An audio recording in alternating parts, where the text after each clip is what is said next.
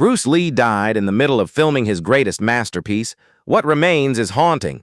Hong Kong, March 1973. Bruce Lee stands on a film set, dressed in the iconic yellow jumpsuit that will become one of the most recognized images in cinema history. The Game of Death, his passion project. The film he's been planning for years.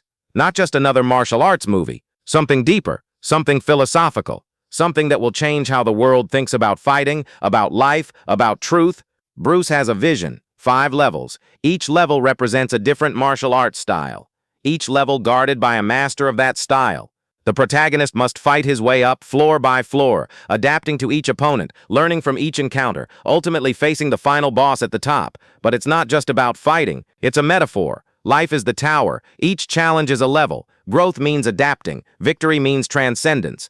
Bruce has been preparing for this film for 2 years, training specific sequences, choreographing fights unlike anything cinema has seen, planning shots, designing sets. This isn't just a movie, this is his statement, his masterpiece, his legacy, everything he's learned about martial arts, philosophy, and filmmaking distilled into one film.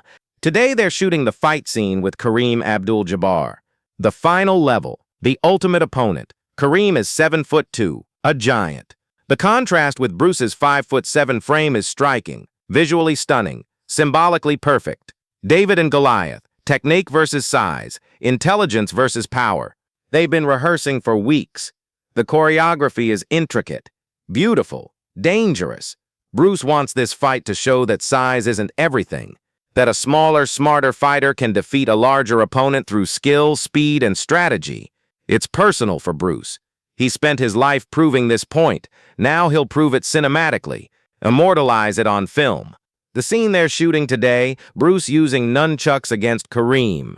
Fast-flowing, hypnotic. The nunchucks become an extension of Bruce's body, spinning, striking, creating a blur of motion. Kareem towers over him, tries to use his reach advantage, but Bruce is too fast, too precise, too predictable. They run the sequence. Once, twice, 3 times. Bruce is perfectionist. Every angle must be right. Every movement must be perfect. Every frame must serve the story. He's not just performing, he's creating art. That's it, Bruce finally says. That's the take. Beautiful work, Kareem. Kareem grins. You make me look good. You make yourself look good. The camera just captures it. They break for lunch. Bruce reviews the footage. Watches himself on the monitor. Analyzing, critiquing, planning the next shot. He's tired. Really tired. The kind of exhaustion that sleep doesn't fix. He's been pushing hard for months. Filming, promoting, planning, training. His schedule is brutal, but this is it. This is the film. After this, he can rest. After this masterpiece is complete, he'll take a real break. Months off, maybe a year. Time with Linda and the kids. Time to heal. Time to just be. But Bruce Lee doesn't get that time. July 20th, 1973, Bruce dies. Suddenly, shockingly, at 32 years old. In the middle of production. The Game of Death incomplete. Only 40 minutes filmed. The tower only half climbed. The vision only partially realized. The masterpiece unfinished. The film industry is stunned. What happens to Game of Death now? Bruce was the writer, director, star, choreographer, and visionary. Without him, the film is what? A fragment, a ghost, an incomplete thought. The footage sits in a vault. 40 minutes of Bruce Lee at his absolute peak, fighting Kareem Abdul-Jabbar, fighting Dan Inosanto, moving in that yellow jumpsuit like lightning, creating martial arts cinema that won't be matched for decades, but it's not a movie. It's pieces of a movie, scenes without context, fights without story, beauty without structure. Golden Harvest, the studio faces a decision. Shelve the footage? Let it gather dust? Let Bruce's final work remain unseen? Or try to complete it somehow? Use what Bruce filmed. Build a movie around it. Give audiences something. Even if it's not what Bruce intended. Even if it's compromised, even if it betrays his vision, they choose to complete it. 5 years after Bruce's death, they hire a new director, write a new script, cast a new actor to play Bruce Lee's character in the scenes Bruce never filmed. They use a double, someone who vaguely resembles Bruce from behind, from a distance, in shadows, in disguises. But what they created was an insult to Bruce Lee's vision. The 1978 Game of Death is not Bruce Lee's film. It's a Frankenstein's monster, Pieces of Bruce's footage awkwardly stitched into a completely different story. The new plot is generic, nonsensical. A martial artist fakes his death to escape the mob. The philosophy is gone. The metaphor is gone. The vision is gone. What remains is exploitation, a cash grab, using Bruce Lee's name and likeness to sell a mediocre film he would have hated. The only scenes worth watching are the original 40 minutes Bruce filmed. The fight with Kareem, the yellow jumpsuit, the nunchucks, the speed, the precision, the artistry. When those scenes appear, the film transforms. Suddenly you're watching something transcendent, something real, something Bruce Lee. Then it cuts back to the double, the cheap plot, the exploitation, and the magic dies. Critics savage the film. Fans feel betrayed. Linda Lee is devastated. This isn't what Bruce wanted. This isn't how his final work should be presented. This isn't honoring his legacy. This is desecrating it. But the 40 minutes of real footage, that remains, that survives, that shows what Game of Death could have been, should have been, would have been if Bruce had lived to finish it.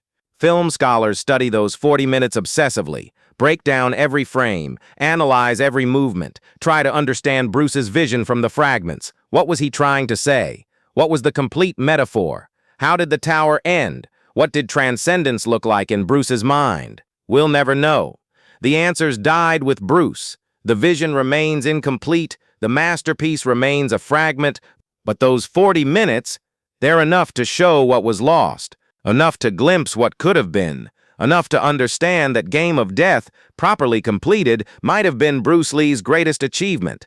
Not his most popular film, not his biggest hit, but his most personal, his most philosophical, his most artistically ambitious. In 2000, a restored version is released. Game of Death, director's cut. Not really. Bruce had no chance to create a director's cut. But this version removes most of the 1978 exploitation footage, focuses on the original 40 minutes, presents it as Bruce intended, as much as possible without Bruce there to guide it. This version is revelation. Without the terrible surrounding film, the original footage breathes. You can see Bruce's vision more clearly. The progression through the levels, the different fighting styles, the adaptation required, the metaphor emerging. It's still incomplete, still fragmentary, but it's closer to Bruce's intent, closer to his dream. Film students watch this version.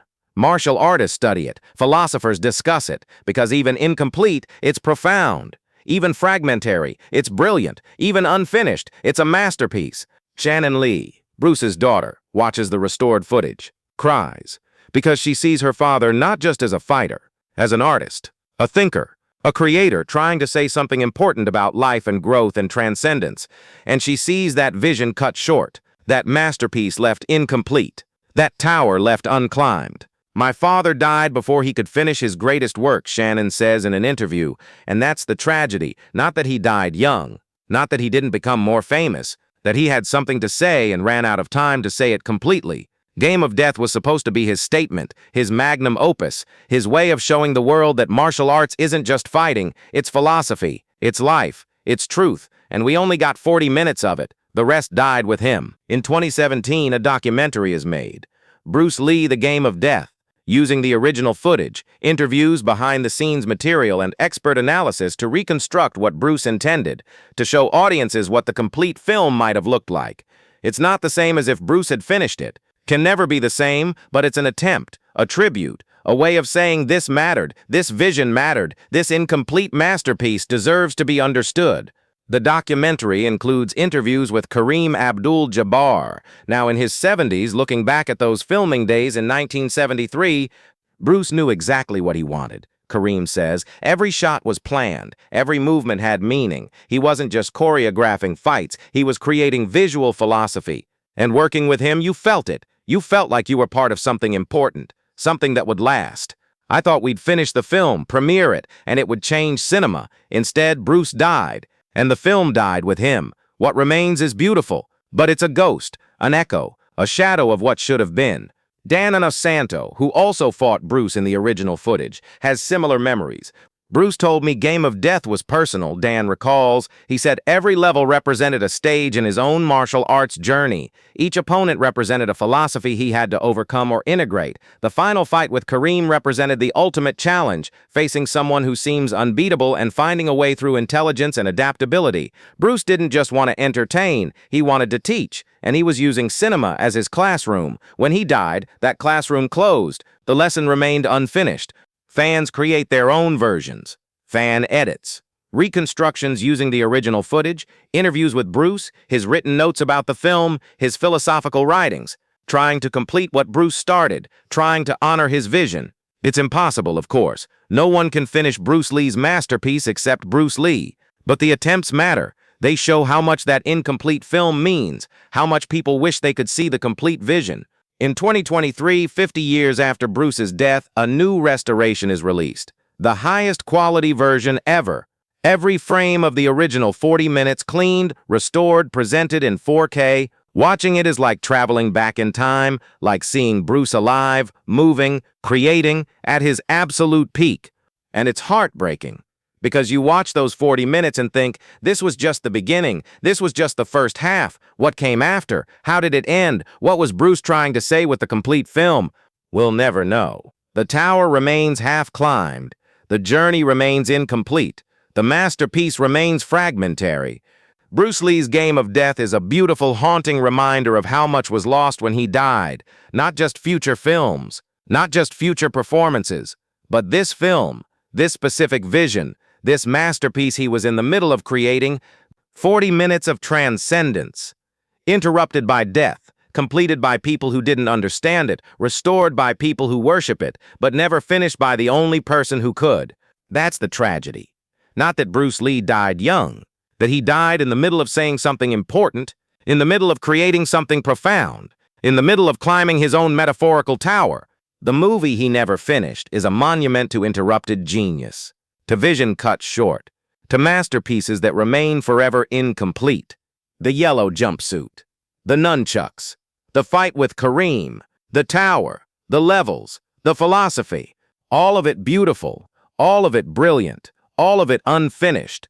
Bruce Lee's final film is 40 minutes of perfection and eternal incompleteness, a fragment of a masterpiece, a ghost of what should have been, a reminder that death doesn't care about your vision, doesn't care about your plans, doesn't wait for you to finish. Bruce climbed half the tower, then stopped, forever. And we're left wondering, what was at the top? What did transcendence look like in Bruce Lee's mind? We will never know.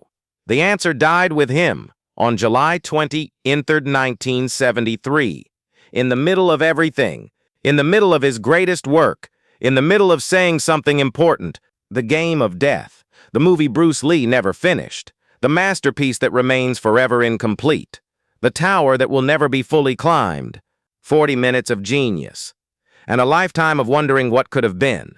That's Bruce Lee's final film, beautiful and broken, brilliant and incomplete, a masterpiece and a tragedy. The movie he never finished, the vision that died with him, the tower that remains half climbed forever.